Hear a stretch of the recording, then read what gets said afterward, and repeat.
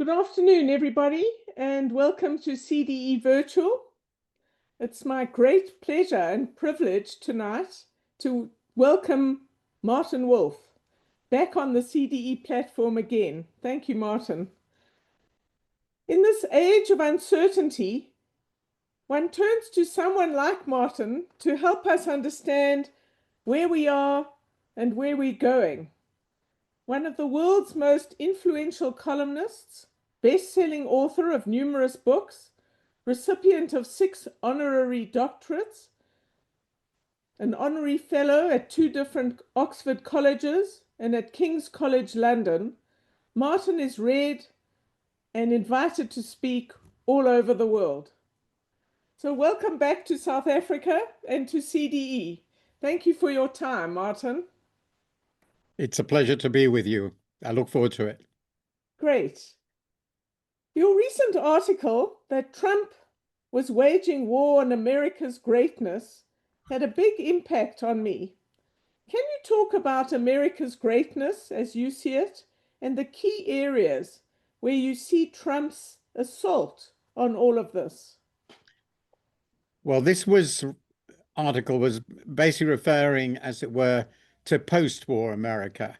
I think actually, if we went beyond that, and some of what I have to say fits in with that, but if we think about what made America so powerful and so influential in the world since the Second World War, since it was dragged, as it were, into global politics as the leading actor in 1941 with Japan's attack on Pearl Harbor.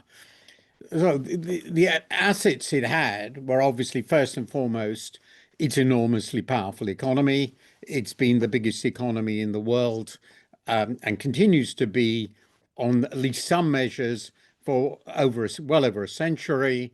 And it has been the world's technological leader for longer, really since the late 19th century, and very definitely ever since the Second World War. It has been the architect and supporter of the post-war international order in some pretty obvious ways, despite all the defects. Franklin Delano Roosevelt essentially created the United Nations and all the international institutions, the IMF, the World Bank, the General Agreement on Tariff and Trade, which became the World Trade Organization, and a host of other international institutions. None of these would have existed without American support and encouragement.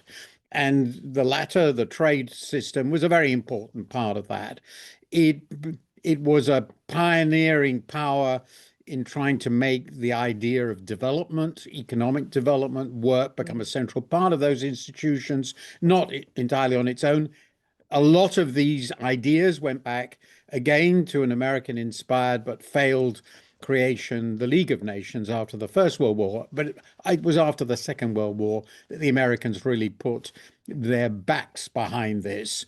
It was, of course, the creator of the Western Alliance, particularly NATO. It encouraged the creation of the European Union.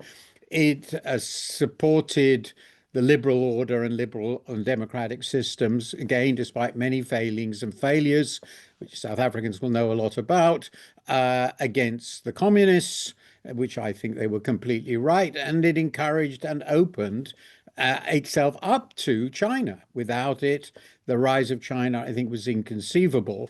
So I think it is fair to say that the world we live in now, or have lived in, was in all these respects America's creation. Now, why do I say they're fighting a war against this? Well, they are essentially arguing ferociously against what they call globalism in both politics and economics.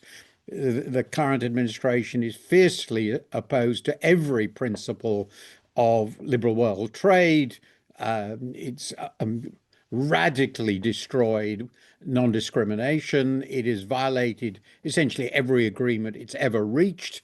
and all the principles and rules that go with it. It is threatening the operation of the International Monetary Fund, though it hasn't yet withdrawn, and is clearly very unwilling to make any further assistance via that institution. It is, of course, overthrown most of its contributions to development assistance, no doubt, obviously with the overthrow of USAID, which has had, I think, particularly serious consequences for its support for public health in Africa. It is withdrawn from the WHO. It is withdrawn from all climate agreements, and basically is throwing all its weight against that. And these are the international side of it. And domestically, it is clearly not only threatening or undermining the operation of the American state, but American universities, of the great American universities, its support for science, and which has been, I would argue, the basis of American economic power and success, the rule of law, the independence of courts, is constantly under attack. It is it has given the right the administration is claiming the right to order the Department of Justice and other core institutions for the rule of law and domestic security to the president to do with it what he and the administration wills. It has put armed forces into cities, and it is operating an immigration and customs enforcement agency, which looks very much like a secret police without any means of identifying who is doing the arrests, and there seems to be almost no legal constraint on what they then do. All these things taken together, I know it's a bit lengthy, amount to an absolutely fundamental reversal of core American values as we understood them and core American assets and institutions. And since I think those were the basis of Americans' influence on the world, its prosperity, its alliances, which made it even more powerful than it was on its own, you add this together, this looks like a war on America's greatness and on America's future prosperity and capacity to innovate. So that's why I use this. Perhaps it sounds a bit over the top description, but I don't think it really is. It's pretty devastating. Were you surprised when President Trump was re-elected have you been surprised by how far he's gone, or is this going according to what you anticipated, or is it worse? Well, this is a very interesting question. I think by and large, those who follow this fairly closely, and I've been following it very closely really since 2016. And I wrote my first article arguing under the headline, Donald Trump is how great republics meet their end in March 2016, which was even before he became the nominee. So I'm not in some sense surprised. It was pretty obvious that he was an extremely able demagogue with very strong authoritarian leanings and inclinations. So since we've seen people like this before in history, and we see people like this today, it was pretty clear where he wanted to go. The question was whether it would be possible for him to do this in America. That was the question then. Well, in the first term, it didn't really go very far. He did quite important things, particularly in world trade. There's no question about that. But he didn't go very far because he wasn't prepared. He hadn't got the people behind him. He relied very much on traditional Republican heavyweights who were still traditional Republicans. People like General Mattis, for example, I can give other names, and they constrained very much what he could do. But over the last 4 years before his re-election, and particularly after what I think of as an attempted insurrection, which he got away with in late 2020 and early 21, the attempt to overthrow the results of the election, this all changed. And a project was created, particularly by the Heritage Foundation, to so-called Project 2025, to enable to design, if you like, to design a radical restructuring of the American polity and the American system in the most of the dimensions I describe. And that was well known, and I read quite a bit of it, and I read people who were expert, and it was pretty clear that if they came into power, they would be doing most of the things I've discussed. So where did it go, which was even more extreme than I thought? The most obvious thing, I think, actually, is in the international area, and particularly the trade area. It never occurred to me that, for example, that he would start threatening Canada with annexation. I mean, that was not in discuss before the election, and it was unthinkable. I mean, this has been a pretty stable and peaceful relationship for, well, more than 200 years now, and good 2 centuries. Canada was in no way a threat. And it was particularly surprising that along with that, he proposed basically scrapping the Mexico-Canada, US-Mexico-Canada agreement, which he himself had signed. After a lot of pressure and difficulty. One of my good friends, Chrystia Freeland, was the Canadian negotiator, and this is only, what is it now, 5 years ago that he was president, when maybe 6 years ago when they signed it. I can't remember exactly, but something like that.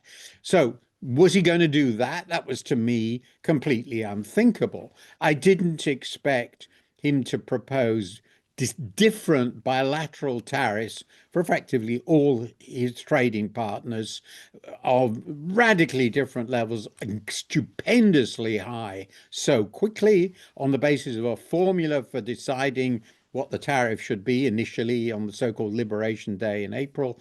That was completely nuts from an economic point of view. That was not expected. And the final tariffs have shot the United States back to an average level of protection, which they haven't had since the 1930s.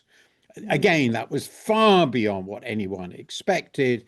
And the outcome now is a completely irrational and deeply disruptive set of tariffs, which may not last. And that. So that was much more extreme than I expected. And I could go with some more things, but the other thing that really surprised me was the unpredictable whimsicality, if I can use that word, of some of the specific country decisions. Nobody imagined that he would go all out to attack India. India was a very important partner. The relationship between the Trump and Mr. Modi was seen as very strong. The United States was seen as wanting to battle China, and India was an enormously important ally in that. And then India was thrown under a bus with a stupendously high tariff. Similarly, insanity with the 50% tariff on Brazil, another important partner, which, because it was actually prosecuting Mr. Bolsonaro for doing what Trump was lucky enough to get away with. So these were real surprises. And then, of course, there's the Greenland saga. All these things together were surprising not in sort of in some sense kind in their nature, but in making one realize the man has no limits, and he's fundamentally unpredictable. So if someone said to me now that 5 months from now, 6 months from now, all the current tariffs will be changed again, or perhaps every day, I wouldn't be surprised. And this so the extent, not just of the radical nature of the policies in so many areas, which one had by and large expected, but the sheer unpredictability of it all and the lack of any rationale, any link with some notion of America's interests, Americans' objectives. Similarly, the attack on Mr. Zelensky, innocent man, in the Oval Office alongside his vice president. All these things were really surprising. Um, so I would say, yes, this is largely what we expected, but the nature, character, and of the operation has been really a surprise. When I've been thinking about historical analogies for this, I mean, the only people I've been able to think of are Caligula and Nero in Western history. I don't know enough about Chinese emperors, but here's an arbitrary despot essentially doing things which I just can't make sense of, even in terms of his own interests. Oh, a lot of questions following that. If you think about it, does Russia benefit from this? You know, there are people who claim he's a Russian kind of some sort of agent or other. Who benefits from what Trump is doing in the world? Is there another country, do you think, do you give any consideration to this, what seemingly crazy idea to me, that he might be somehow beholden to Russia or some sort of relationship behind the scenes? Is this crazy? Well, my view tends to be that I don't speculate where I have no evidence. And I Mm, don't think the evidence I've seen is adequate to support it. I mean, we all know where it comes from, but I don't think there's evidence. right. On the other hand, it is uh, it has plausibility in the sense that when I think of whose position in the world is likely to be benefited by a situation in which the US makes itself so radically untrustworthy and so radically unattractive to the people who have most trusted it in it and have historically been its closest friends and allies. Well, it seems to me the only countries that really do benefit from that are the US and China. US, Mm, sorry, Russia and China. Russia, Uh, China. uh, Russia, because it clearly wants to win in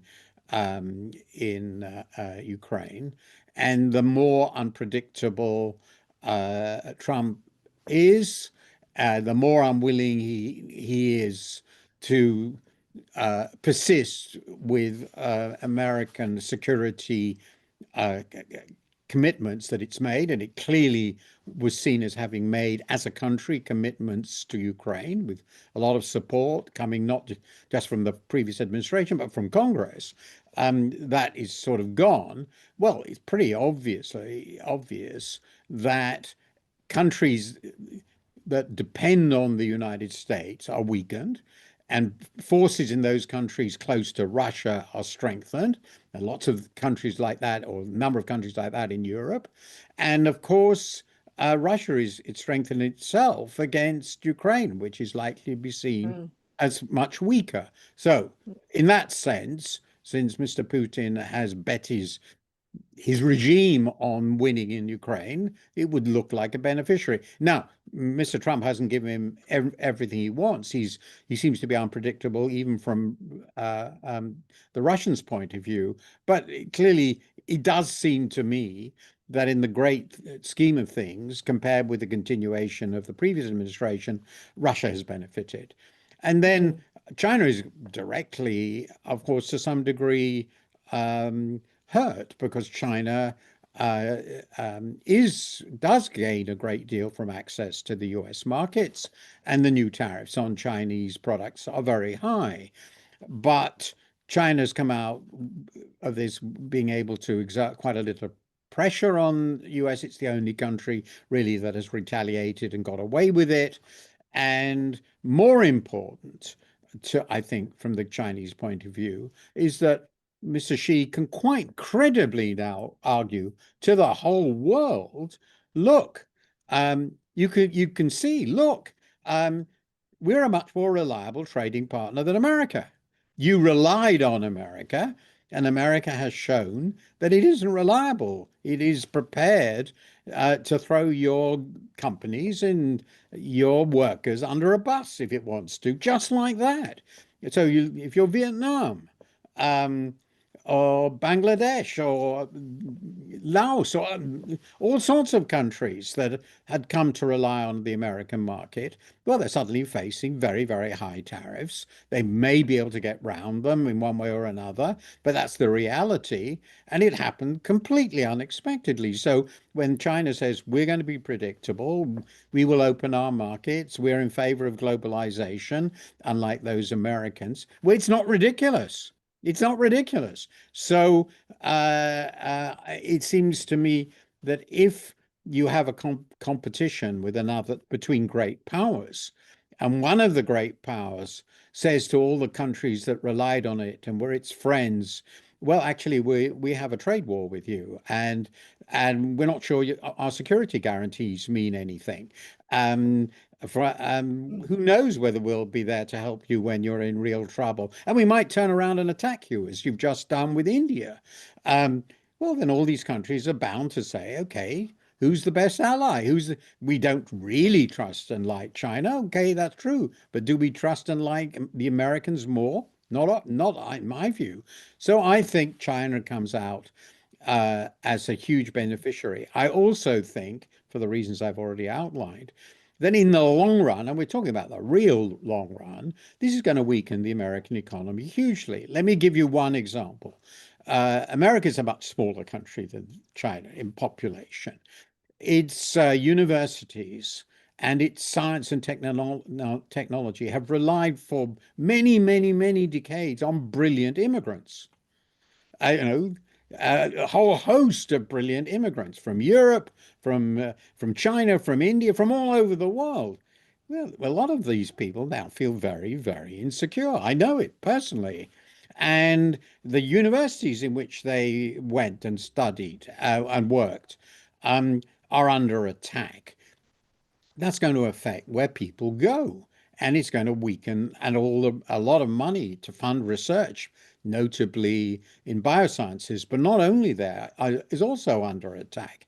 Mm. So, given this situation, over the next 10, 20, 30 years, unless this is radically reversed, you look at also their attitudes on climate change and so forth, people are going to say, well, America isn't the frontier for science and technology. The Americans themselves are turning against it.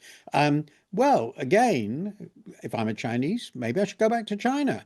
Um, it all looks to me as though in the longer run, China, which is putting enormous resources into its competition in these areas, is going to be helped. So it seems to me very difficult to argue against the proposition that what Mr. Trump is doing is consistent with his actually being rather confused about which side he's on. Oh, yeah, very depressing. A lot of questions coming up. I'm going to come back to some of those issues. I want to ask you a question about American business. Now, parts of American business in Silicon Valley and on Wall Street came out very forcefully for Mr. Trump before the election, and then those pictures on Inauguration Day. What's going on here? What do you think about all of this? How do you see the support he managed to get from important parts of corporate America? Well, the first thing I think about this is it's what I expected. I mean, there's a long history of what leading businesses and capitalists do when faced with a rising dictator, particularly, and I think that's the right word to use, particularly um, when there is, from their point of view, a strong antagonistic left. So I don't want, I'm not trying to, at the moment to make other comparisons, but we all know what happened in Germany in the early 30s on this front. The conservatives, which included business and the aristocracy, decided Hitler was a better bet because the alternatives they thought were the communists. The socialists or communists.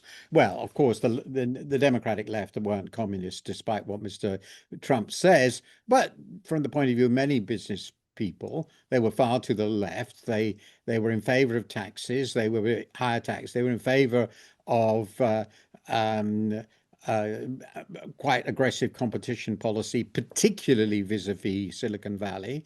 They were in favor of regulation of quite a few of Silicon Valley's activities, particularly in the way social media worked and other things of that kind.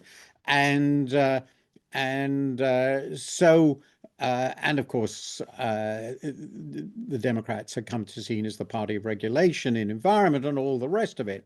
So business didn't want that. But Trump, in addition, actively promised to deregulate, and he actively promised to lower taxes, and that's consistent with what he's done in office. So if you look at it from a purely economic point of view and business point of view, in the short to medium run, it's a completely rational decision of these people.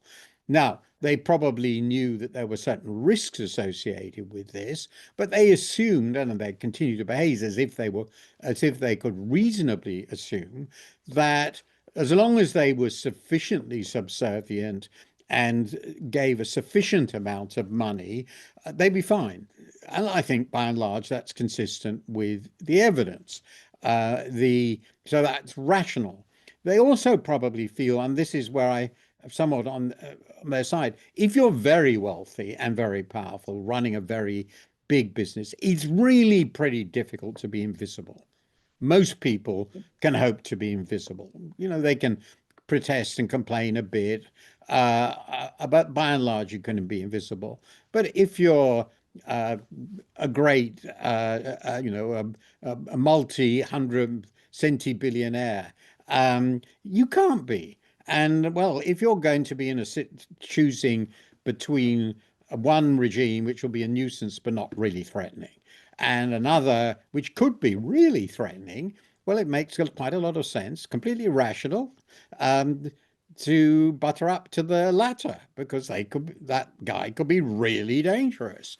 And so being preemptively making concessions preemptively and giving him resources would seem a very, very good way of ensuring that you will be left reasonably well in peace. So for these reasons, partly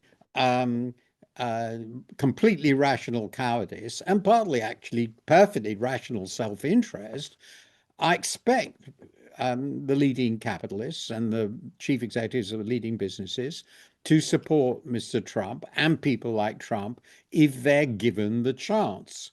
And they were. So I'm not in the least surprised. I expect that to happen in almost every society. I've never seen, I may be missing something, but I've never seen a movement for democracy and freedom led by business people. That's not what they do. They might not oppose it, and they might be quite happy when it happens because they sort of know it's better to have the rule of law than not, but they're not going to be the leaders in this struggle. Other people have to be the leaders in such struggles. So unfortunately, I think what is happening was predictable, and from my point of view, exactly what I expected. Surely there are people with a more far-sighted vision that everything that's made America great, as you've told us, has been built on the rule of law and freedom of speech and a whole lot of predictability of policy certainty that Trump threatens, that this Yes. approach threatens, and so their prosperity is ultimately threatened, and maybe sooner than later. There's another rational argument you could make about this as well from a I agree business with point that. of view. And of course, if they were, I'm sure lots of people think that. and some of them are acting in that way. But there is another way of thinking about this, which also explains why this doesn't happen. It's sort of linked with my theory about what the stock market tells you and what it doesn't tell you. So I'll explain what I mean. Uh, the great businessmen of the day are, as you like, the product of history. They are history embodied. The businesses they created were created in precisely the environment you describe, Mm. exploiting precisely the opportunities you describe 10, 20, 30, or 40 years ago.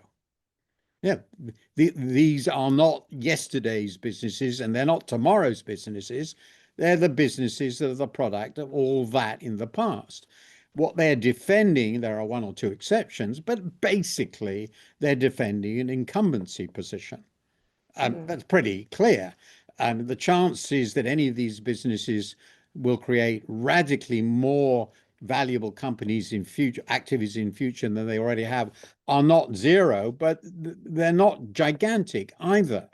So one way you can think about those values that you describe, yes, you're absolutely right, but the great benefit they offer is the activities that have not begun, the firms that have not been created, the ideas that have not been implemented. That's what you're losing in all probability, the long-term future.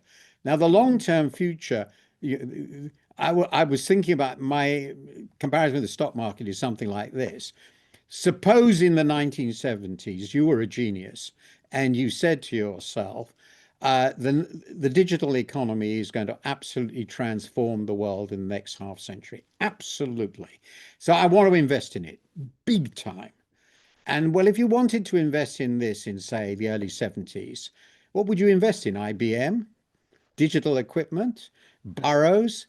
The firms that you would want to invest in didn't exist. Mr. Jobs was just about to start working in his garage.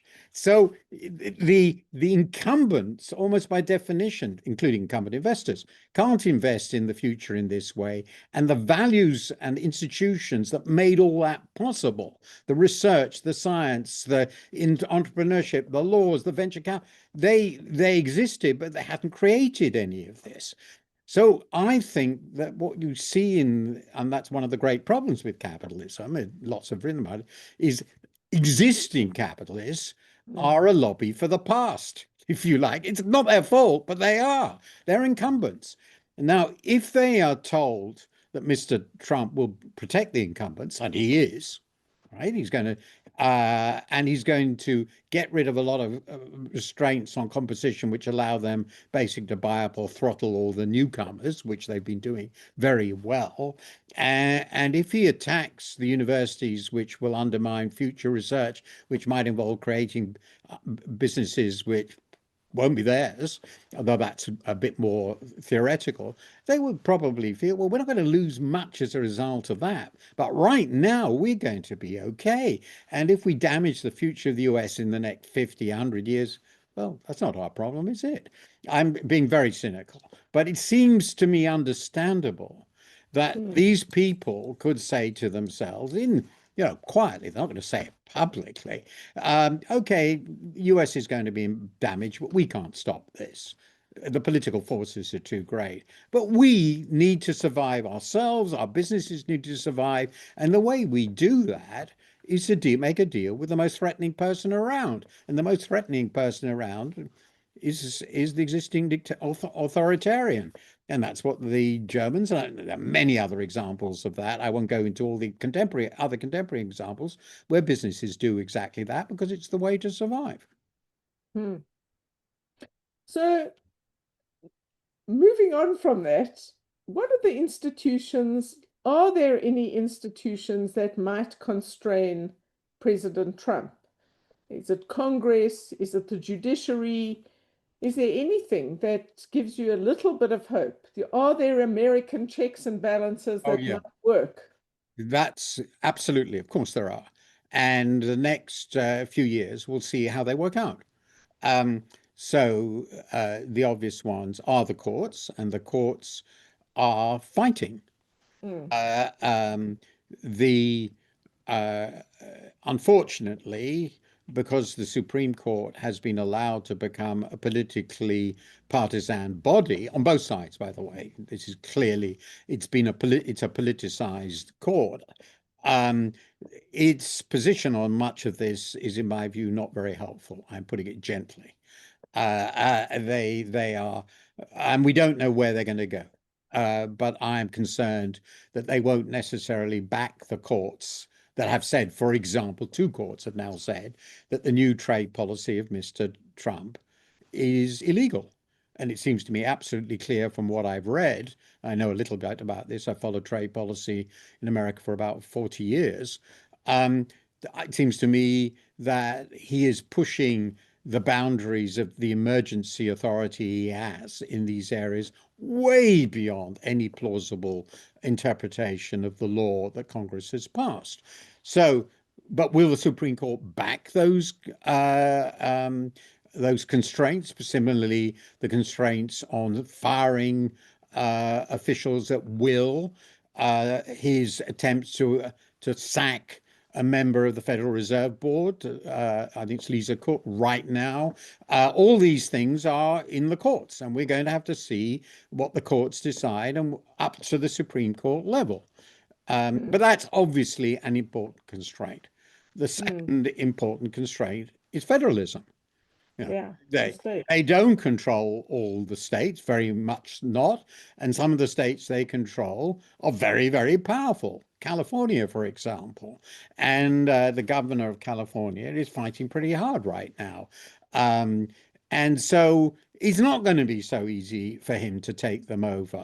To put the army into every major city of the country, for instance, during elections and so forth. So remains a federal country, though he has taken control of national guards, and he has tremendous power for that. So but the federal government is clearly a very important constraint.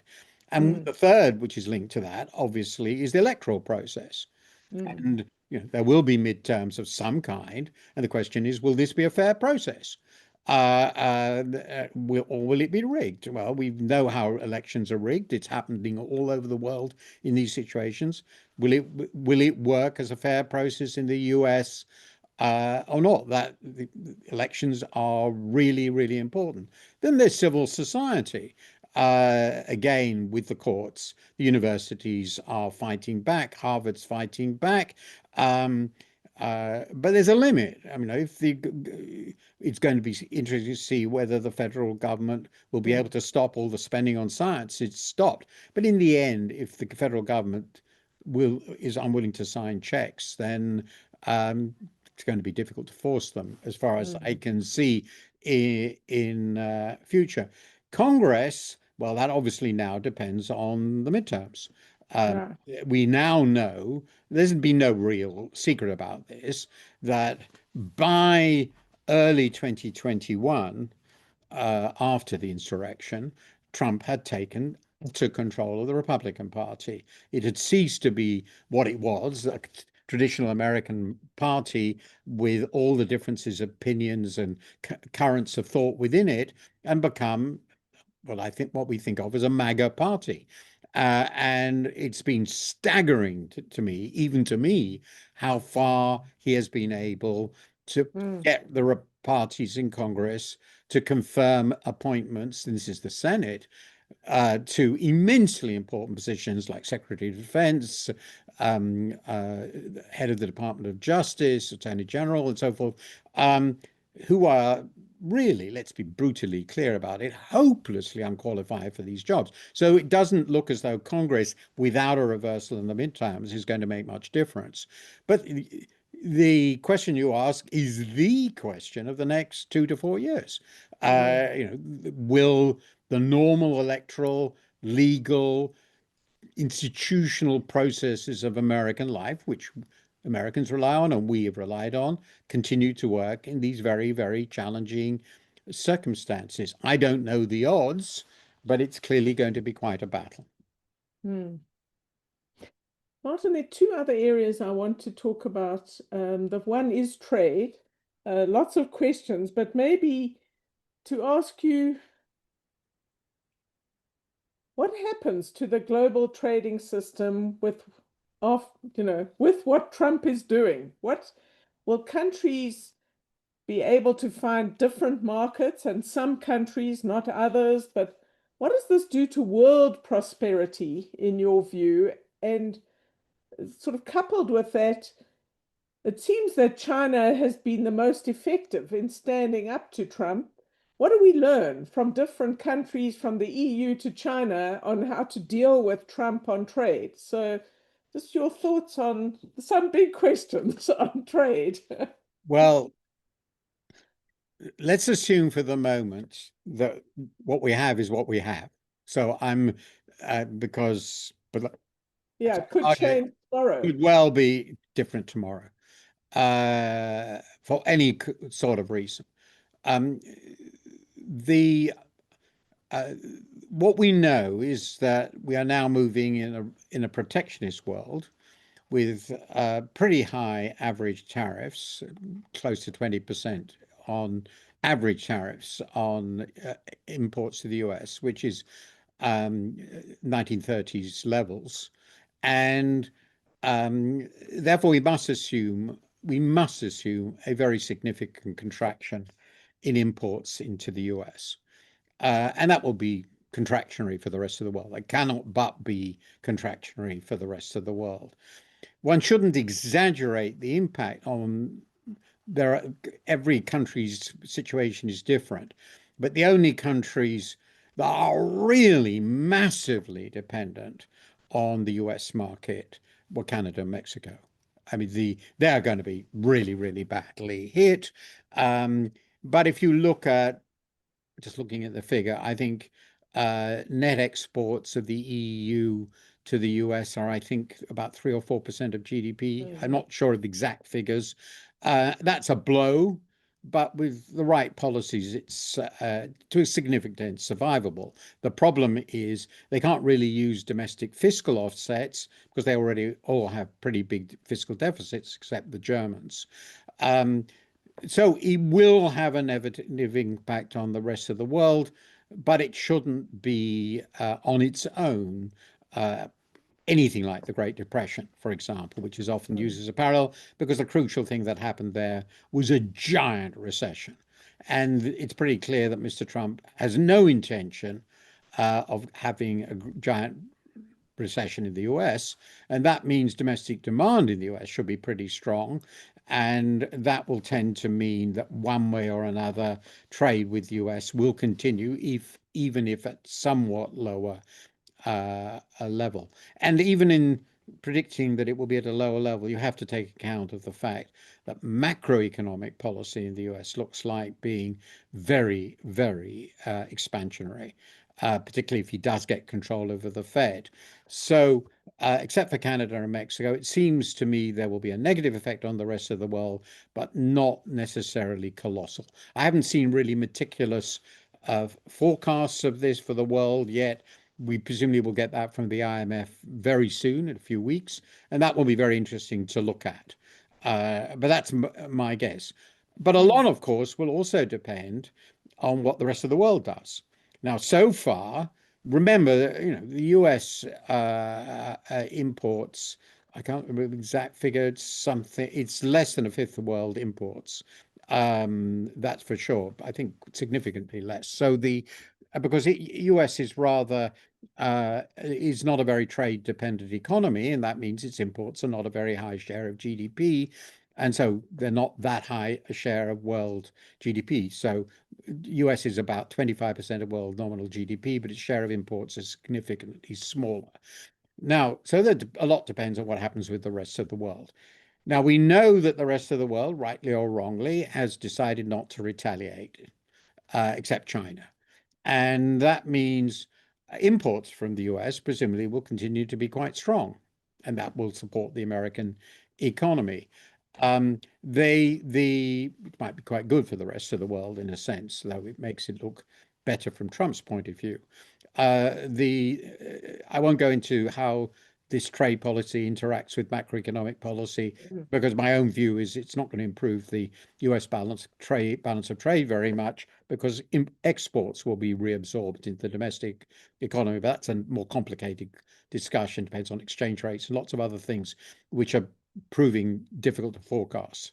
So, but the rest of the world can, of course, offset the losses by pursuing more expansionary policies where they can, where they have the room to do so.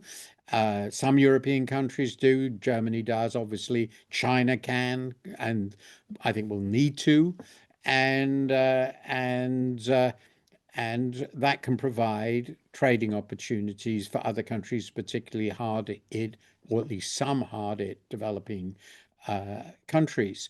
They can decide to keep all their existing tariff schedules vis-a-vis each other, one another, and they can, if they're sensible, I think, pursue more liberalization of their own.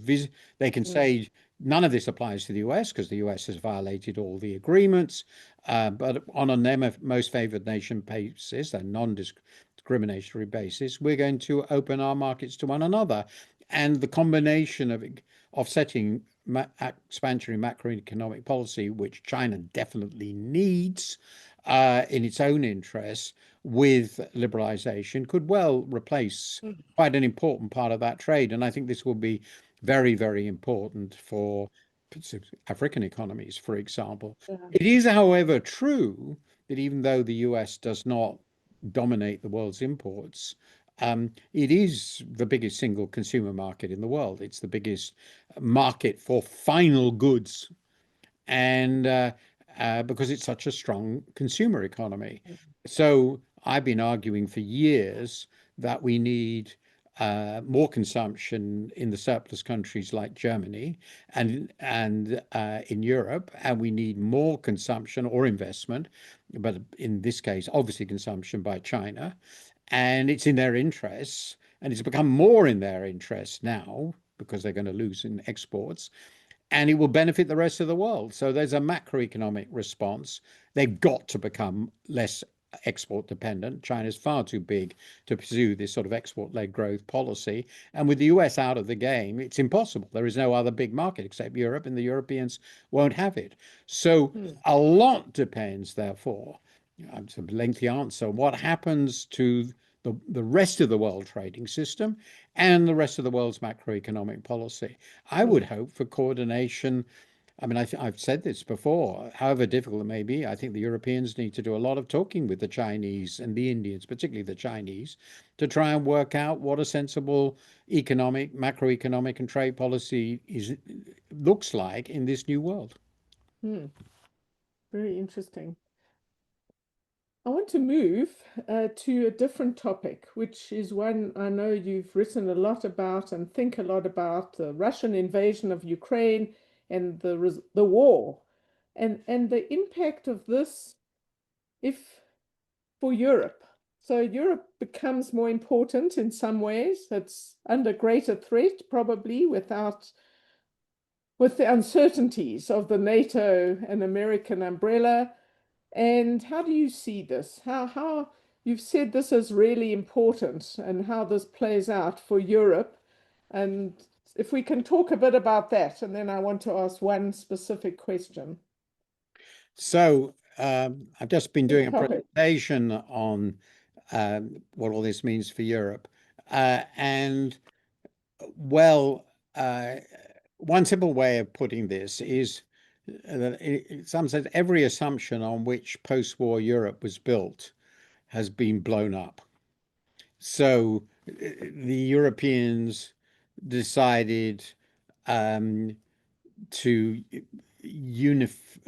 pursue a degree of economic and political union, very much with American support.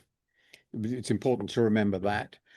In doing so, they decided to integrate pretty fully into the liberal international order being created by America, and they were enthusiastic supporters of it from the very beginning. And the Marshall Plan was, to a very significant extent, the first step towards the integration of the European economy internally and with America. And subsequently, this continued through the Kennedy and Tokyo rounds, which were really basically negotiations between the US and Europe. It's only much later that developing countries in the 80s with the Uruguay round really got going in the trading system. So those America, in other words, was the guarantor of the liberal economic system and of their security. And NATO was created in 49 for that reason, in response to Soviet activity in Eastern Europe and particularly the threat to Berlin. So security, economic policy, and values. The Europeans thought they were becoming good Democrats and good liberals, adopting market policies, which were what in the initial European Community treaties, competition policy, and all this stuff. So they thought they were joining a solid West, which the US was leading. And now, well, the US has attacked the trading system. It's supporting the most autocratic elements in their domestic politics. That's what J.D. Vance's celebrated speech earlier this year was about in Munich. The defense guarantees have been thrown very strongly into doubt, and this is shown both in what they've said about NATO, but also their attitude to the Ukraine war, as you mentioned. So this historic position is now in profound question. And in addition to those geopolitical elements, of course, as Mario Draghi's excellent report a year ago showed, Europe has fallen hugely behind as an economy in the last 20 or 30 years in terms of productivity growth, innovation, role in the new technologies, all of which are sort of similar things. So it has a huge economic problem. And now basically it's been told by the Americans, you guys, you're on your own. It's oversimplifying. Then if they look around the world, are there any powerful friends? Well, China may be an important asset for certain purposes, but it's clearly not a friend. Clearly not a country with which Europe shares these values. India is not big enough and is certainly not clear enough as an aid. There isn't anybody else. Japan, yes, but Japan is not a world power of the first rank and is in decline relatively and demographically definitively, as indeed is much of Europe. So it's an enormous crisis for Europe. And it's pretty clear what they should do. The question, I won't go into all that because it's sort of obvious. They have to integrate more. They have to spend more on defense. They have to cut a lot of nonsense spending, because of which they spend far too much. Just seen what's happened to a French government trying to do that. It's collapsed. Germany is the only country with freedom of maneuver because its debt is relatively low. I won't go into the implications of that. So the point is, what they have to create a defense union, which means a foreign policy union, which means much greater integration. And they have 27 countries, which are all nationalist. And the reason Mario Draghi's report doesn't get anywhere is they really like the regulations and they don't really want to integrate the sensitive sectors like tech, like the technology sector, the universities, the financial sector. They're fighting that to the death. So this is one of those decisive moments of sort of sink or swim. There's a famous remark by one of the founders of that Europe progresses through crisis. Well, this is the crisis. Will they progress? Well, the last year has not been a disaster, but it's not been a really big success either. And I'm very anxious that they won't do anything. And at the end, you have to say, in this world, if the US goes really badly and doesn't recover, please God no, from this malady, we won't forget it, but it doesn't recover, at least for a good time, then Europe is sort of the strongest liberal democratic entity. And I should add, crucially, it has a huge number of far-right populists internally in every country. And in any of these countries, it could come into power. And then these people are all anti-Europe. So I'd love to believe that Europe is going to really rise to the occasion. but I don't believe it. Hmm. It's hard to see how to manage, besides the divisions in European countries, which seem to have gotten stronger, the challenge to move more money to defense, which inevitably means you've got to be cutting something and Yes. probably elements of the welfare state. This is going to be incredibly difficult politics to manage, which is what you're referring to and That is hinting what I mean. These are slow growing economies, at. Mm, 1% a year or so. Very low. They have poor demographics. The mm, elderly are a huge, a lobby for high spending. That's what they are, yeah, and they all vote. yeah, They have huge pension burdens, and most of them, Germany's the important exception, have terrible fiscal positions. It varies a mm, bit. mm, So of course they don't want to raise public spending. They promised to increase defense spending sometime way into the future to Mr. Trump to 5% of GDP. This is simply not going to happen. mm, Now, even with much lower spending, if they integrated their spending, they spend in aggregate much more than Russia. But the problem is it's all broken up and fragmented and split into national armies and national defense suppliers. They don't have the benefits of economies of scale, which is their biggest disadvantage vis-a-vis the US economically. Exactly the same mm, applies in innovation.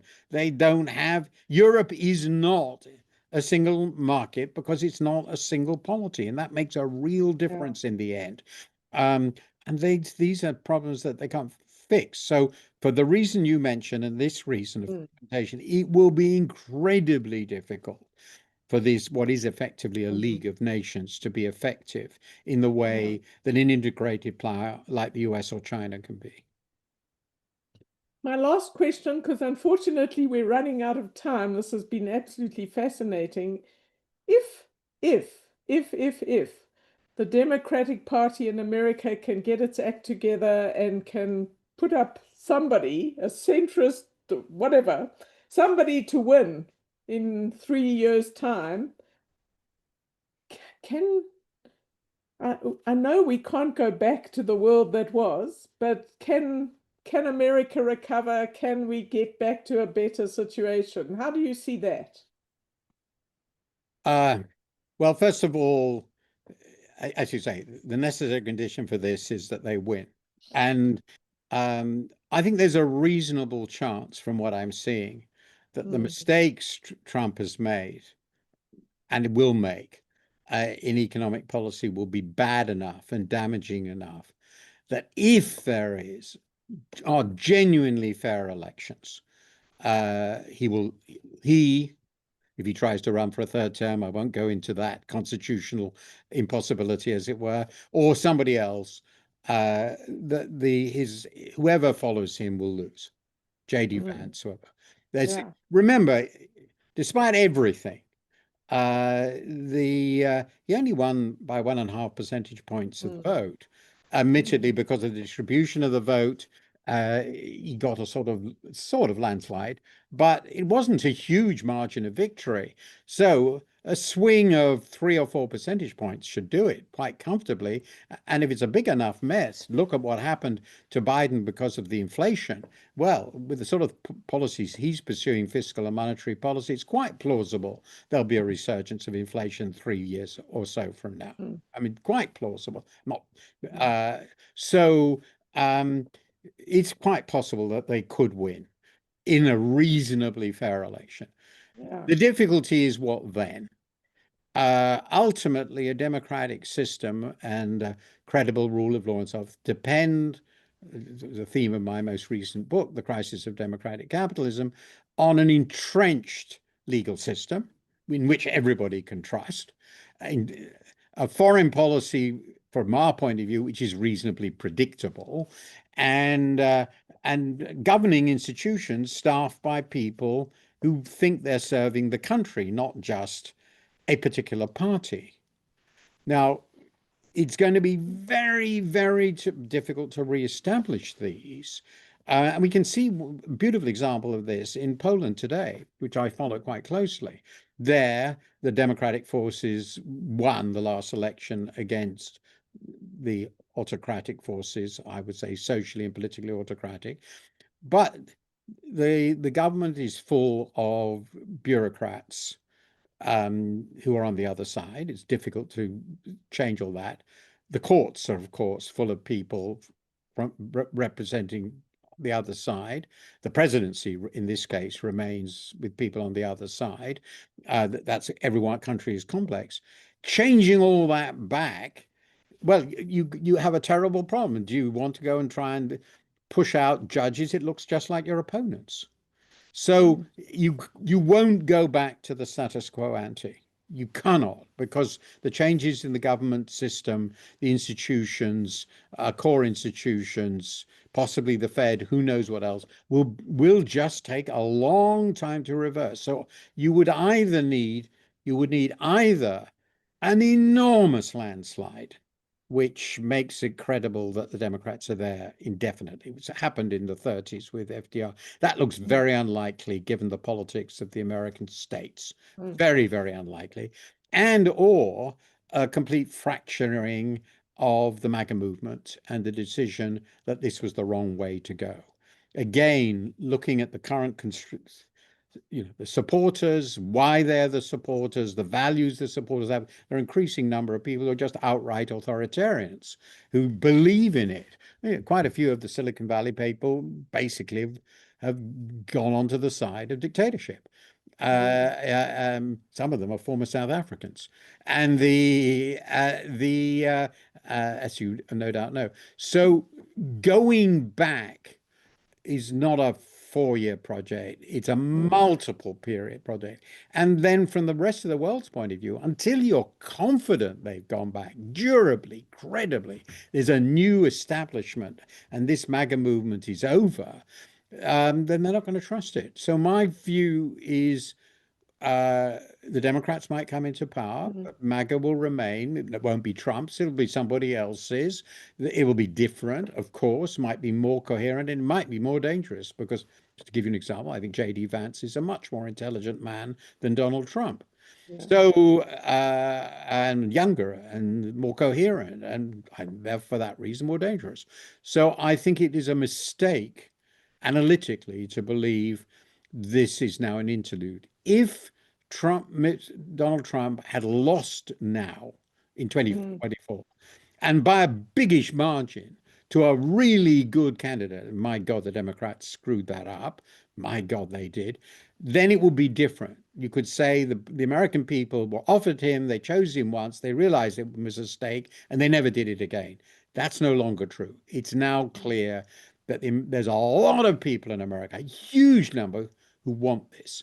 And I think the rest of the world can't forget that because it's the reality. Well, Martin, on this disturbing note, thank you very much for an absolutely fascinating hour. I hope everyone listening found this as interesting, if depressing, as I did. Sorry, I really didn't want to depress you all. No. But all I can say, Anne, is that this was your idea. Well, thank you very much. Thanks for your time. We really appreciate it. And thank you for joining us, everybody. I'm going to now close our Zoom session. Thank you very much, Martin. This was fantastic. Great pleasure. Sort of, Great. in a Yeah, depressing sort way. of. Nice to see you again. Best of Bye-bye. luck.